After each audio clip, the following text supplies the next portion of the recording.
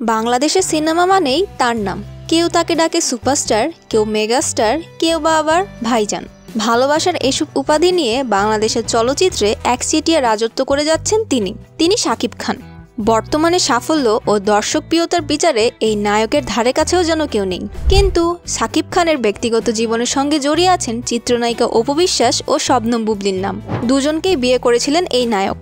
তবে দুজনের সঙ্গে হয়েছে বিচ্ছেদ। শুধু তাই নয়, বুবলির সঙ্গে সম্পর্কের চরম অবনতি ঘটেছে। বর্তমানে তিনজনই আলাদা আলাদা জীবনযাপন করছেন। তবে শাকিবকে কেন্দ্র করে এই দুই নায়িকা মাঝে মধ্যেই বিবাদে জড়ায়। এমন পরিস্থিতিতে দ্রুতই এই নায়ককে আবারও বিয়ে দিতে চায় পরিবার। ইতিমধ্যে শাকিবের মতামত নিয়ে তার মা, বাবা, বোন জামাই সবাই মিলে পাত্রী দেখা শুরু করেছেন।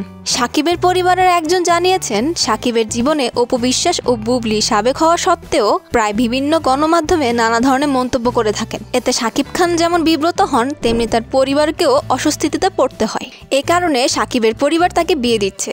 সেই মোতাবেক তার জন্য পাত্রী দেখা শুরু হয়েছে। পরিবারের এমন সিদ্ধান্তে শাকিবের পূর্ণ সম্মতি রয়েছে। যেহেতু অপু বুবলি দুজনেই অতীত, এ কারণে শাকিবের পরিবার তাকে নতুন করে বিয়ে দিতে যাচ্ছে চলতি বছরই। সূত্রে এও জানা গেছে, শাকিব নাকি পরিবারের পছন্দ মতো বিয়ে করতে চান।